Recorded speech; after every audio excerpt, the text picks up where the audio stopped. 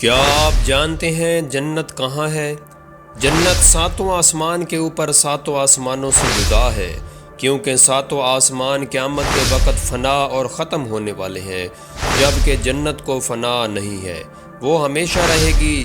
جنت کی چھت عرش رحمان ہے۔ کیا آپ جانتے ہیں کہ جہنم کہاں ہے؟ جہنم ساتوں زمینوں کے نیچے ایسی جگہ ہے جس کا نام سجین ہے۔ جہنم جنت کے بازو میں نہیں ہے جیسا کہ بعض لوگ سوچتے ہیں۔ جس زمین پر ہم رہتے ہیں یہ پہلی زمین ہے، اس کے علاوہ 6 زمینیں اور بھی ہیں جو ہماری زمین کے نیچے ہیں، علیحدہ علیحدہ ہیں اور جدا جدا ہیں۔ کیا آپ جانتے ہیں کہ سدرۃ المنتہا کہاں ہے؟ سدرہ عربی میں بیری اور بیری کے درخت کو کہتے ہیں، اور المنتہا یعنی آخری حد۔ یہ بیری کا درخت وہ آخری مقام ہے جو مخلوقات کی حد ہے، اس سے آگے حضرت جبرائیل علیہ السلام بھی نہیں جا پاتے۔ سدرۃ المنتہا ایک عظیم الشان درخت ہے، اس کی جڑیں چھٹے آسمان میں اور اونچائیاں ساتوں آسمان سے بھی بلند ہیں۔ اس کے پتے ہاتھی کے کان جتنے اور پھل بڑے گھڑے جیسے ہیں، اس پر سنہری تتلیاں منڈلاتی ہیں۔ یہ درخت جنت سے باہر ہے۔ رسول اللہ صلی اللہ علیہ وآلہ وسلم نے حضرت جبریل علیہ السلام کو اسی درخت کے پاس ان کی اصل صورت میں دوسری مرتبہ دیکھا تھا، جب آپ صلی اللہ علیہ وآلہ وسلم نے انہیں پہلی مرتبہ اپنی اصل صورت میں مکہ مکرمہ میں مقام اجیاد پر دیکھا تھا۔ کیا آپ جانتے ہیں کہ حور عین کون ہے؟ حور عین جنت میں مومنین کی بیویاں ہوں گی۔ یہ نہ انسان ہے، نہ جن ہے، اور نہ ہی فرشتہ ہے۔ اللہ تعالیٰ نے انہیں مستقل پیدا کیا ہے۔ یہ اتنی خوبصورت ہیں کہ اگر دنیا میں ان میں سے کسی ایک کی محض جھلک دکھا دی جائے تو مشرق اور مغرب کے درمیان روشنی ہو جائے گی۔ حور عربی زبان کا لفظ ہے اور حورا کی جمع ہے۔ اس کے معنی ہے ایسی آنکھ جس کی پتلیاں نہایت سیاہ ہوں اور اس کے اطراف نہایت سفید ہوں، اور عین عربی میں عینا کی جمع ہے، اس کے معنی ہے بڑی بڑی آنکھوں والی۔ کیا آپ جانتے ہیں کہ ولدان مخلدون کون ہیں؟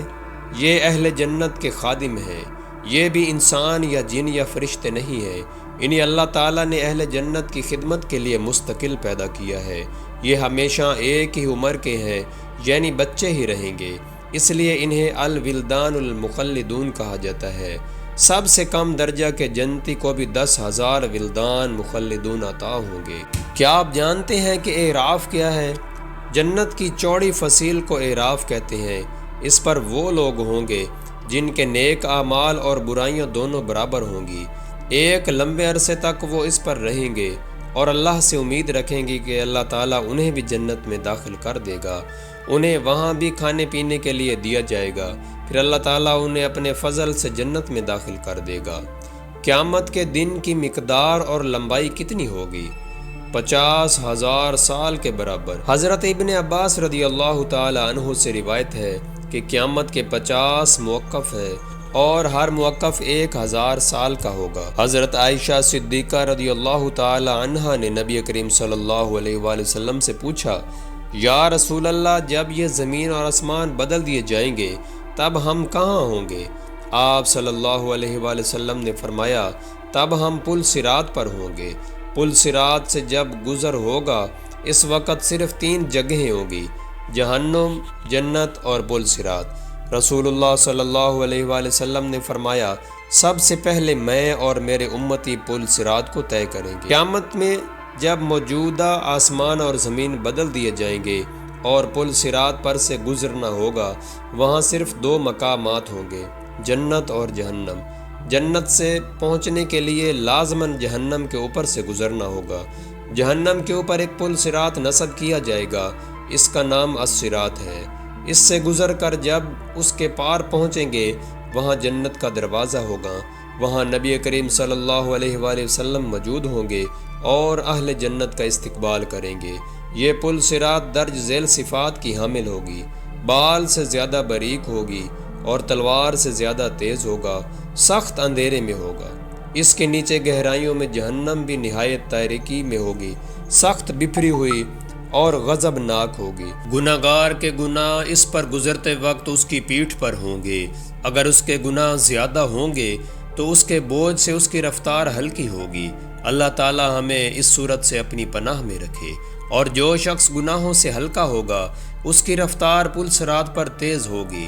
اس پل کے اوپر آنکڑے لگے ہوئے ہوں گے اور نیچے کانٹے لگے ہوئے ہوں گے جو قدموں کو زخمی کر کے اسے متاثر کریں گے۔ لوگ اپنی بدعمالیوں کے لحاظ سے اس سے متاثر ہوں گے۔ جن لوگوں کی بے ایمانی اور بدعمالیوں کی وجہ سے ان کے پیر پھسل کر وہ جہنم کے گڑھے میں گر رہے ہوں گے، اور ان کی بلند چیخ و پکار سے پل صراط سے دہشت طاری ہوگی۔ رسول اللہ صلی اللہ علیہ وآلہ وسلم پل صراط کی دوسری جانب جنت کے دروازے پر کھڑے ہوں گے۔ جب تم پل صراط پر پہلا قدم رکھے ہوگے، آپ صلی اللہ علیہ وآلہ وسلم تمہارے لیے اللہ سے دعا کرتے ہوئے کہیں گے، یا رب سلم یا رب سلم۔ آپ بھی نبی کریم صلی اللہ علیہ وسلم کے لیے درود پڑھیے۔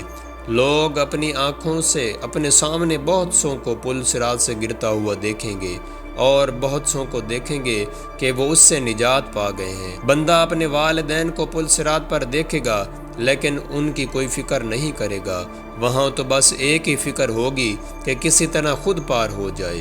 روایت میں ہے کہ حضرت عائشہ رضی اللہ تعالی عنہا قیامت کو یاد کر کے رونے لگی۔ رسول اللہ صلی اللہ علیہ وآلہ وسلم نے پوچھا، عائشہ کیا بات ہے؟ حضرت عائشہ نے فرمایا، مجھے قیامت یاد آ گئی۔ یا رسول اللہ، کیا ہم وہاں اپنے والدین کو یاد رکھیں گے؟ کیا وہاں ہم اپنے محبوب لوگوں کو یاد رکھیں گے؟ آپ صلی اللہ علیہ وآلہ وسلم نے فرمایا، ہاں یاد رکھیں گے، لیکن وہاں 3 مقامات ایسے ہوں گے جہاں کوئی یاد نہیں رہے گا۔ نمبر 1، جب کسی کے اعمال تولے جائیں گے۔ نمبر 2، جب نامہ اعمال دیے جائیں گے۔ اور نمبر 3، جب پل صراط پر ہوں گے۔ دنیاوی فتنوں کے مقابلے میں حق پر جمے رہو۔ دنیاوی فتنے تو سراب ہیں، ان کے مقابلے میں ہمیں مجاہدہ کرنا چاہیے اور ہر ایک کو دوسرے کی جنت حاصل کرنے پر مدد کرنی چاہیے، جس کی وسعت آسمانوں اور زمینوں سے بھی بڑی ہے۔ یا اللہ، ہمیں ان خوش نصیبوں میں کر دیجئے جو پل صراط کو آسانی سے پار کر لیں۔ اے پروردگار، ہمارے لیے اپنا فضل و کرم اور رحم والے حسین خاتمے کا فیصلہ فرما دے۔ اے ہمارے پروردگار رب کریم، ہم بھی اس آخری عشرہ میں یہی دعا کرتے ہیں جو اس اعرابی رضی اللہ تعالی عنہ نے کی تھی، ہمارے آباء و اجداد کی، ہمارے مردوں کی، ہمارے دنیا سے جانے والے رشتہ داروں کی، ہماری ماؤں بہنوں کی، ہمارے تمام رشتہ داروں اور ان لوگوں کی جن کا ہم پر حق ہے، ان کی گردنوں کو جہنم کی آگ سے آزاد فرما دے۔ ہمارے روزے رکھے، ہمارے نیکیاں کی، اس رمضان المبارک کی تمام نیکیاں اپنی بارگاہ میں قبول و منظور فرما، اور ہمیں بھی جہنم کی آگ سے آزاد فرما۔ آمین ثم آمین۔